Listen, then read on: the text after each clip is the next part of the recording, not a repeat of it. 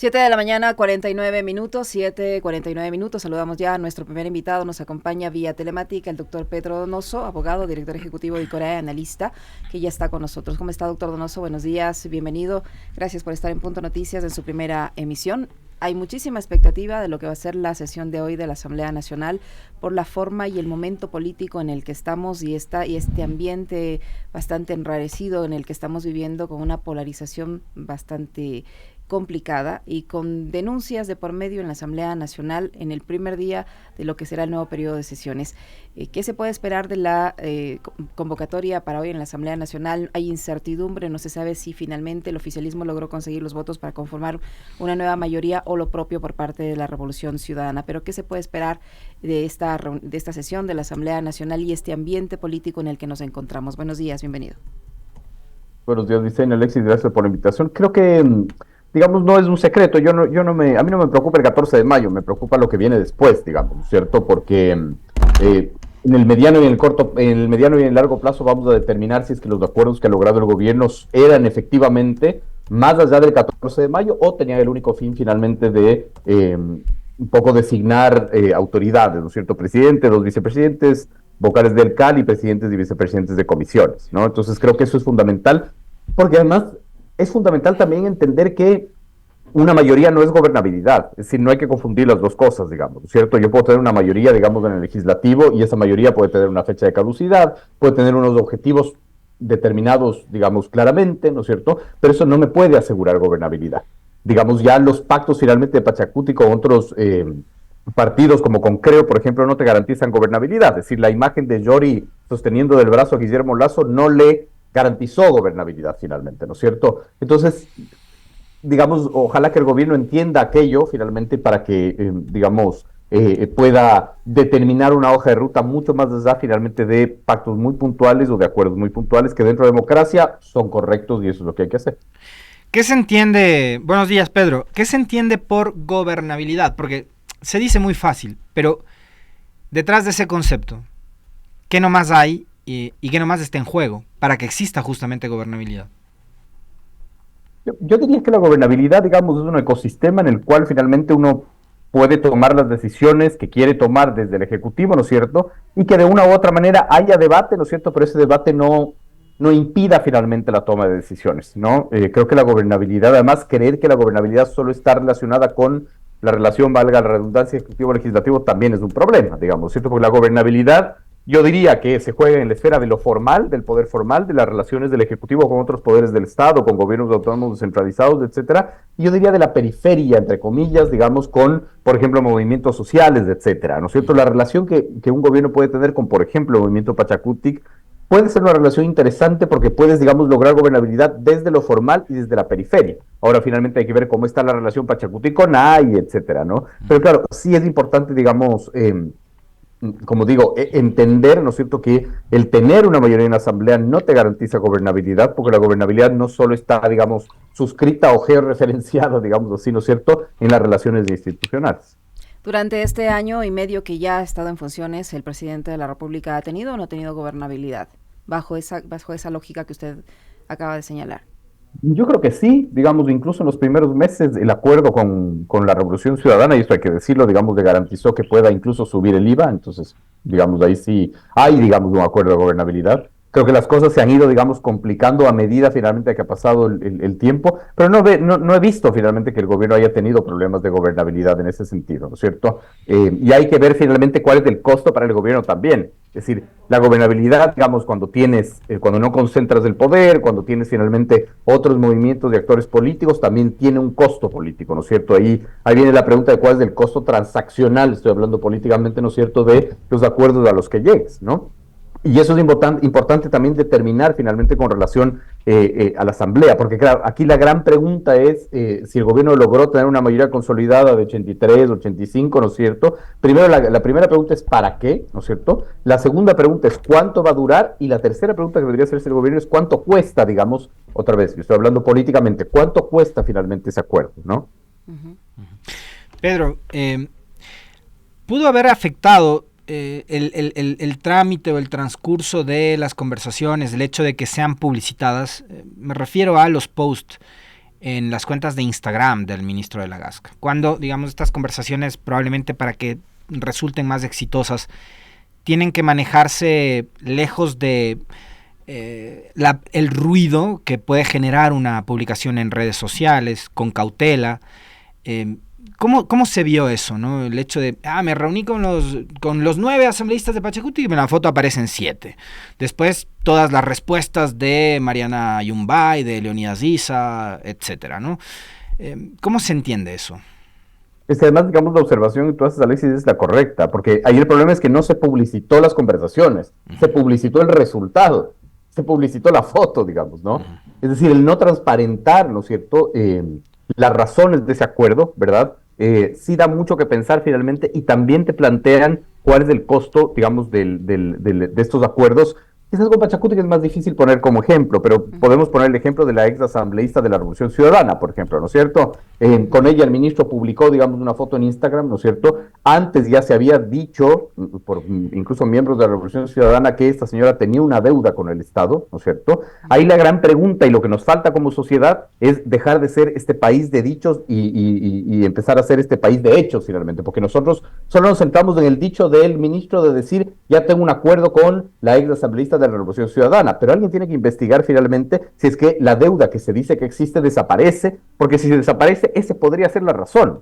Es decir, tiene que tener un después también el monitoreo y seguimiento de ese hecho político finalmente, ¿no? Entonces, claro, el problema es que no se transparenta cuáles son las conversaciones y eso da a pensar finalmente que estos acuerdos quizás solo fueron para el 14 de mayo y que tienen una fecha de caducidad clarísima, porque yo hago la pregunta, hay 3 asambleístas, ¿no es cierto?, de Pachacuti que ganaron por las provincias de la Amazonía, ¿verdad? Las provincias de la Amazonía manifestaron su apoyo desde la CONAIE a Daniel Noboa. Ese no es un misterio, finalmente, ahí hay mucha coherencia.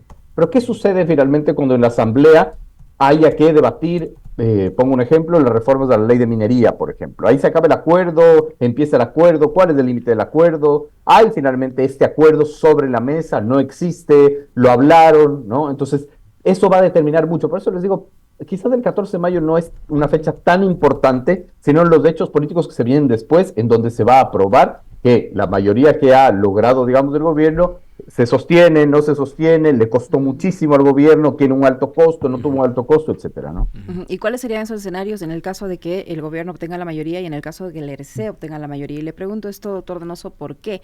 Porque estamos, le decía, un ambiente bastante tenso en el ámbito político, porque esta sesión inaugural de la Asamblea viene precedida de una denuncia en contra de la misma Asamblea por una supuesta maniobra allí para impedir que esta sesión de hoy se realice.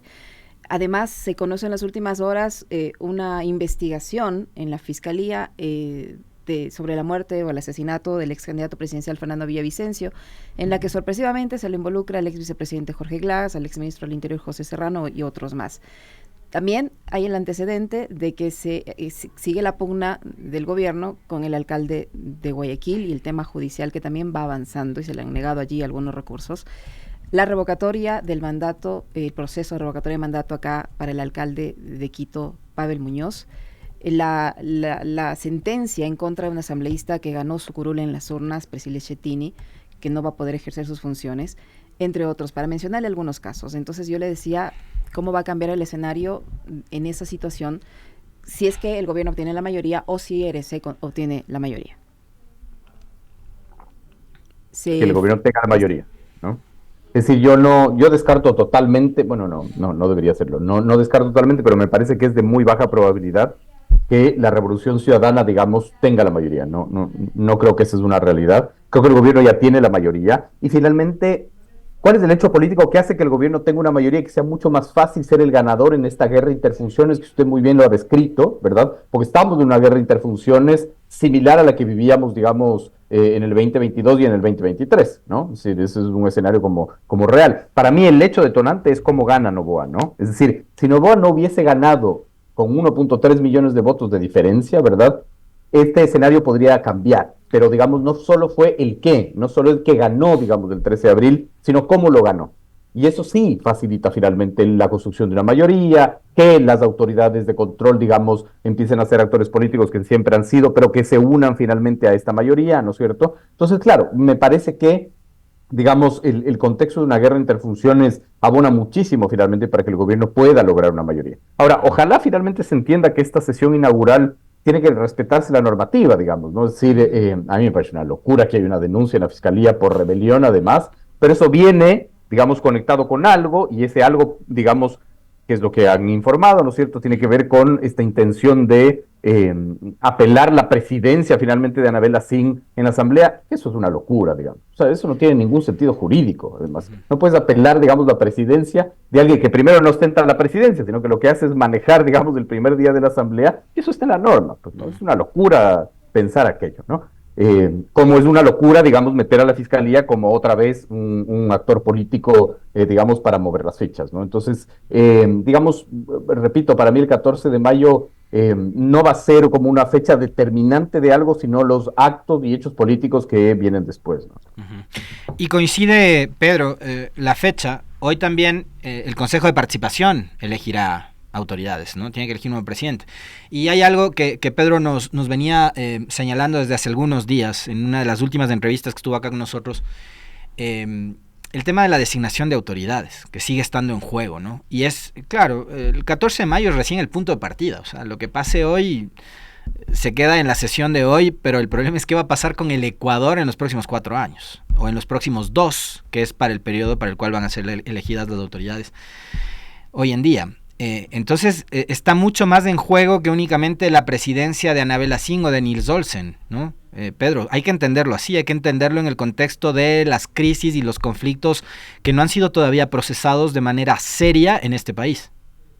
Pero además que no sabemos qué se viene, digamos, porque lo importante aquí no es solamente quién preside el primer poder del Estado, sino qué va a pasar con la agenda legislativa, ¿no es cierto? ¿Qué va a pasar finalmente con las reformas para eliminar el financiamiento de los partidos políticos que tienen en manos la Asamblea? ¿Qué va a pasar finalmente con los cambios estructurales que hay que hacer en el Código Penal, en el Código Orgánico Monetario Financiero, las reformas laborales? Es decir, hay un montón, digamos, de reformas que están en agenda y que no tenemos como muy claro finalmente cuál es la hoja de ruta. Quizás hoy nos lo aclaren, ¿no es cierto?, quien sea designado presidente, cuál es la hoja de ruta o el futuro finalmente de esa agenda legislativa. Pero no solo está pasando eso en el Ecuador, ¿no? Es decir, también en el Ecuador están pasando muchísimas otras cosas. Se viene finalmente la elección de vicealcaldes en varios municipios importantes en el Ecuador. Hoy también, se viene claro, la designación de autoridades, ¿no?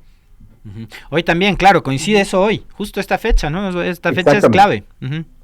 Y es exactamente lo que no debe suceder en una democracia madura. Si todos los organismos internacionales lo que te dicen finalmente es, por favor, no mezclen los procesos eleccionarios con los procesos de designación de autoridades. Y el Ecuador es lo primero que hace finalmente, ¿no? Se conectan los calendarios, todo lo que quieran, pero eso es exactamente lo que no hay que hacer. Y además lo vimos, es decir, todos los procesos congelados, ¿no es cierto?, de designación de autoridades, y de repente por arte de magia el 14 de abril se destrabaron, ¿no? Es decir, estaban esperando para ver finalmente quién gana o quién pierde, que eso es un escenario de lo que iba a pasar. Entonces, claro, lo que se viene, digamos, para el Ecuador es muy difícil en términos de gobernabilidad, es muy difícil finalmente en términos de estabilidad democrática, porque están pasando muchísimas cosas en un contexto muy complejo además, porque no es un contexto de paz, ¿no es cierto? No es un contexto de prosperidad económica, no es un contexto de tejido social normal, no es, digamos, ¿no? Entonces están pasando muchísimas cosas, claro, y ahí es cuando se prueba finalmente el proceso democrático y digamos, la estabilidad de las instituciones, ¿no? Ahora, ¿cómo le ves tú, Pedro, el escenario de hoy?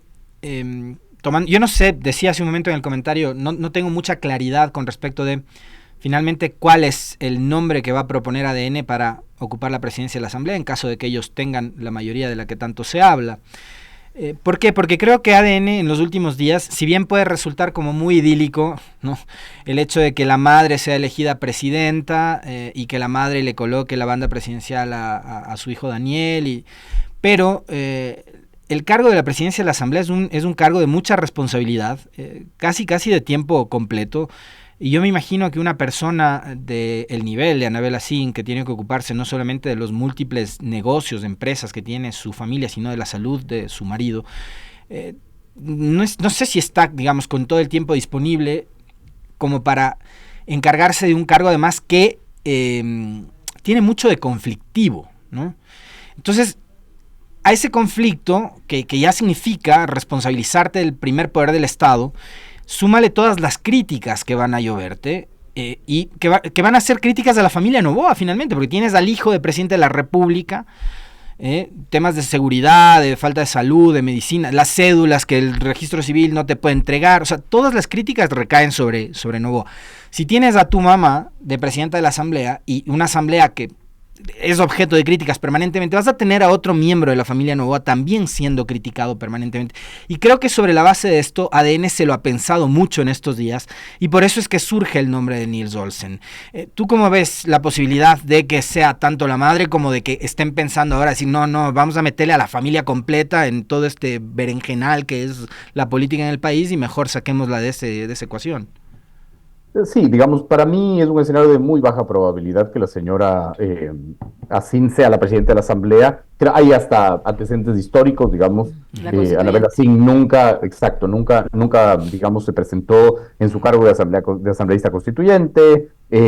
Hay un factor también bien interesante, que su suplente es el señor Matovelle, que formaba parte del CAL en la Asamblea, digamos, saliente. Entonces es muy raro que tú tengas, por ejemplo, a un asambleísta que forma parte del CAL siendo suplente, ¿no es cierto?, de un asambleísta. Por lo tanto, lo que más claro, digamos, se presenta es que él se vaya a principalizar. Entonces, para nosotros es de alta probabilidad que sea Olsen, digamos, del presidente de la Asamblea. ¿Cómo va a estar constituido y compuesto finalmente el CAL? Esa es la gran pregunta, ¿no es cierto? Es decir, ADN se va a quedar con la primera vicepresidencia. Lo más probable es que sí, ¿no es cierto? ¿A quién darán la segunda vicepresidencia? ¿Pachacuti o al Partido Social Cristiano, ¿no es cierto? ¿Y cómo se repartirán finalmente las comisiones? Para nosotros, el legislativo tiene 4 comisiones, digamos, de alta importancia, las 2 económicas, fiscalización y justicia y estructura del Estado, por ejemplo, ¿no es cierto? ¿Cómo se van a repartir aquellas con relación finalmente a las reformas que les planteé, ¿no es cierto? Estas reformas, incluso que hay reformas constitucionales. Entonces, hay muchas cosas que debatir, hay muchas cosas que discutir, pero claro, lo más altamente probable finalmente es que ADN con Olsen se quede en la presidencia y mantenga, diría yo, la primera vicepresidencia, ¿no? Uh-huh. Y en lo que tiene que ver esta elección o esta determinación de autoridades en la Asamblea Nacional o la conformación de esta mayoría que podría darse hoy mismo en la Asamblea, ¿podría tener alguna injerencia en esta intención o en esta propuesta del Ejecutivo de convocar a una constituyente o de cambiar, modificar la Constitución con argumentos que a veces hasta ya generan cualquier tipo de comentario, sobre todo de quienes son conocedores de la norma? En especial ahora se escucha la narrativa de que por esta Constitución, la vigente, los jueces liberan a los delincuentes. Cosas hasta de ese tipo se escucha últimamente. ¿En qué medida esto podría influir? Sí, me parece que el elemento constituyente es fundamental. Y es fundamental, digamos, porque nos parece a nosotros, cuando construimos escenarios, con metodología de construcción de escenarios futuros, que la constituyente es de una alta probabilidad. Digamos, y ahí diría yo 2 razones. La primera, finalmente, es porque Noboa es un gran candidato. Digamos, a Noboa le interesa, digamos, o le podría interesar siempre estar en campaña, porque finalmente estar en ritmo de campaña le beneficia, ¿no es cierto? No tanto así la gestión, creo que es mejor candidato que presidente, digamos, en ese sentido, ¿no? Y el segundo es porque evidentemente el gobierno también necesita reformar, digamos, la infraestructura constitucional, ¿no? Y creo que además, finalmente, es necesario hacerlo. Y es necesario que el Ecuador otra vez nos sentemos a discutir el gran pacto, digamos, social que necesitamos. Es decir, este no es el país del 2008, finalmente, no son las mismas condiciones.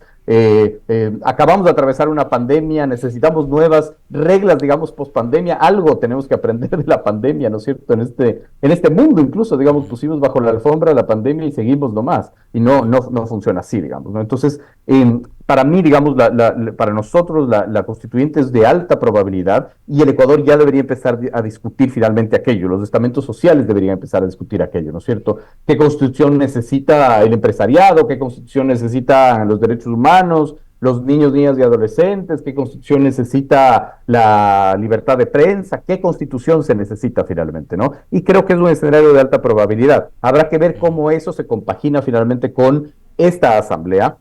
Habrá que ver finalmente si es que, no sé, se encuentra un rol finalmente de, como en el 97, de que existan o coexistan, digamos, las 2 instituciones, constituyente y asamblea, o en su defecto, digamos, que no haya una asamblea, digamos, nacional y haya una asamblea constituyente. Eso está por verse aún, digamos, ¿no? Pero para nosotros es de alta probabilidad que exista ese escenario. Pedro, volviendo nuevamente a lo que yo mencionaba hace un momento, las publicaciones del ministro de la Gasca. Y ahí mencionabas un hecho que es fundamental, ¿no? Que es, más allá de la reunión, del hecho puntual, lo que se tenía que haber dicho con mucha precisión, con claridad, con transparencia además al país es, a ver, si es que existe un pacto, ya sea con Pachacutic o con tantos y cuantos sean los independientes, este pacto contiene estos temas y la agenda legislativa para los próximos 2 años va a ser esta. Porque si no lo otro, viendo lo que pasó, por ejemplo, después de la elección de autoridades de la Asamblea en el 2021, cuando Lasso entrega la presidencia de la Asamblea Pachacutic en manos de la señora Guadalupe Zori, vimos lo que fue administrativamente esa presidencia, un desastre, ¿no? Y políticamente también le significó un alto costo al presidente Lasso, que además en algún momento creo que lo tuvo secuestrado, ¿no? Porque no fue solo que ya les dio la presidencia de la Asamblea y con eso estuvo, o sea, a este señor le sacamos la presidencia de la Asamblea, algo más le podemos sacar. Entonces, incluso para evitar que seas un gobierno secuestrado por una bancada de 9, digamos, lo ideal sería que transparenten todo lo que se ha acordado y lo que se ha conversado.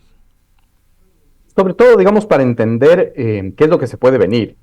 Es decir, digamos, es como súper importante el que pueda determinar cuál es la hoja de ruta, como les decía, pongo un ejemplo, en el tema de minería, por ejemplo, ¿no es cierto? Es decir, cuál es la hoja de ruta que plantea el gobierno en el ámbito legislativo con respecto a la minería en su relación con Pachacuti. Pero claro, digamos, si hacemos una revisión histórica, vemos que incluso hay una incoherencia en estos acuerdos, ¿no? No nos olvidemos finalmente que Pachacuti denunciaba al presidente Guillermo Lasso de fraude en el 2021, no sé si recuerdan. Claro. Entonces, claro, esa alianza era antinatural, digamos, ¿no? Esa alianza estaba destinada a fracasar, porque era antinatural, porque, digamos, se habían visto las caras para pasar a la segunda vuelta del 2021, porque ideológicamente no había ninguna conexión, etcétera. Yo creo que ahí tiene una ventaja. Y en este caso puede verse de igual manera, Pedro, a propósito de lo que señalas ahora, porque este Pachacutic fue el que se sentó en la mesa de las izquierdas con el Partido Socialista, con el MPD, con la Revolución Ciudadana, hacer una hoja programática de un programa de las izquierdas y termina sentándose a negociar con un gobierno de derechas, ¿no? Yo no sé si puedo decir que el gobierno de Noboa es un gobierno de derecha. Eso iba a decir un poco. Yo creo que ahí más bien Noboa tiene una ventaja, que no tiene una identidad ideológica, por lo tanto le es fácil, digamos, el margen de maniobra de negociación. No digo que eso esté bien, solo estoy describiendo. Pero, por ejemplo, en cierta incoherencia, si la bandera, ¿no es cierto?, de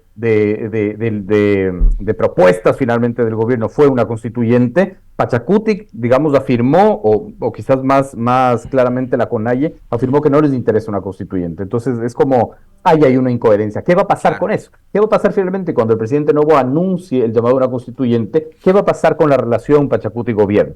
El gobierno va a tener que aumentar, digamos, el costo transaccional de esos votos, es decir, decirles, oigan, vamos a dar una constituyente, sé que ustedes no quieren, pero finalmente hablemos, qué sé yo, de minería o les damos otras concesiones. Ahí es cuando tú te das cuenta, ¿no es cierto?, que el voto transaccional o que el acuerdo transaccional empieza a cotizarse al alza, y eso, estoy hablando políticamente, ¿no? Y eso no es conveniente, digamos, obviamente para el gobierno. Si el presidente de la República no es de derechas, ¿de qué es? ¿De dónde es? ¿Cómo se entiende su forma de gobernar, la visión que tiene del Estado, la visión que tiene del país, la forma de administrarlo? ¿A dónde apunta? Yo creo que finalmente goza del margen de maniobra que te da el no tener una identidad ideológica. No estoy diciendo que esté bien, estoy solo describiendo. El momento en que finalmente no tienes como muy claro, ¿no es cierto?, los preceptos ideológicos, ¿no es cierto?, puedes tomar decisiones incluso contradictorias, digamos, ¿no? Entonces, es como muy complejo finalmente, es como determinar, por ejemplo, esta descripción ideológica, qué sé yo, de Trump, ¿no? Pues Trump es un presidente que acaba de anunciar ponerle, digamos, límites a los costos de las medicinas, digamos, ¿no? Eso no tiene nada que ver con la derecha, ¿no? Es decir, finalmente poner límites a los costos de las medicinas es hacer que el Estado meta la mano en el mercado. No estoy diciendo que esté muy bien o mal, solo estoy describiendo, ¿verdad? Y eso no hace un gobierno de derecha. Entonces, no, el gobierno de Noboa no puede ser considerado un gobierno de derecha porque finalmente toma decisiones contradictorias todo el rato. Eso le da un margen de maniobra mayor porque finalmente no tiene una limitación ideológica, ¿verdad? No tiene, digamos, como esto no podemos hacer porque no creemos en esto. No, finalmente puede ir saltando de un lado al otro, ¿no es cierto?, con mayor margen, con mayor amplitud, ¿no?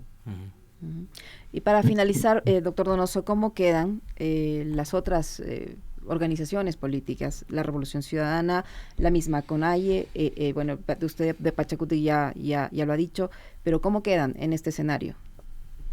Digamos, es una muy buena pregunta porque solo nos estamos enfocando en las tiendas políticas que están en la Asamblea. Yo diría que hagamos primero un análisis de los verdaderos damnificados del 13 de abril. Los verdaderos damnificados del 13 de abril es el anticorreísmo no novoísta, digamos, ¿no? Es decir, digamos, ¿dónde queda Creo? ¿Dónde queda Construye? ¿No es cierto? Que son finalmente movimientos que fueron pulverizados el 9 de febrero y el 13 de abril, que finalmente no tienen, digamos, ahí una capacidad de aglutinar de cara a lo que se viene. Es decir, para mí ellos son los verdaderos damnificados, porque además al gobierno finalmente le interesa este juego de protagonista y antagonista. El gobierno no existe sin el correísmo a la larga, ¿no es cierto? Porque va a tener que tener un antagonista, y en política finalmente eso es súper importante. Y a la Revolución Ciudadana también le beneficia, evidentemente, el tener un gobierno al cual hacer oposición, digamos, ¿no? Con respecto a estas fuerzas políticas, digamos, esa es la gran pregunta que se viene, ¿no es cierto? ¿Cuáles van a ser las estrategias que adopte la Revolución Ciudadana para hacer oposición, siendo oposición además con una reducción, digamos, de su capacidad de poder importante, que tiene que ver con el resultado del 13 de abril? Es decir, es que lo que sucedió el 13 de abril no es menor, porque no solo ganó finalmente Noboa, sino es cómo ganó Noboa, ¿no es cierto? Ahí, digamos, eso hace que el tablero político se mueva. No le sería tan fácil al gobierno aglutinar, digamos, una oposición si no hubiese ganado como ganó el 13 de abril, ¿no? Entonces, creo que ahí viene la pregunta, digamos, de en dónde se va a parar Pachacuti, cuál va a ser finalmente su lógica y su rol, ¿no es cierto? ¿Va a ser oposición? ¿No va a ser oposición? Evidentemente ya hemos visto con base a las declaraciones de varios de sus miembros que algunos están de acuerdo, otros no están de acuerdo. Entonces, obviamente Pachacuti se va a desgranar como siempre finalmente y se volverá a unir y se volverá a desunir de acuerdo finalmente a lo que vaya sucediendo, ¿no? De ahí, digamos, no hay más que ver, porque tenemos obviamente una asamblea radicalmente polarizada, ¿no es cierto? Habrá que ver si es que el gobierno logra además convencer a otros asambleístas de la Revolución Ciudadana de que se acerquen a sus filas, ¿no es cierto? Como ya sucedió en esta asamblea, ¿no? Recordemos, digamos, que son varios los asambleístas de la Revolución Ciudadana que se pasaron de bando. Entonces, sí, digamos, creo que hay que analizar bien cuál va a ser el rol de la Revolución Ciudadana con respecto, yo diría, más a la agenda legislativa que a otra cosa.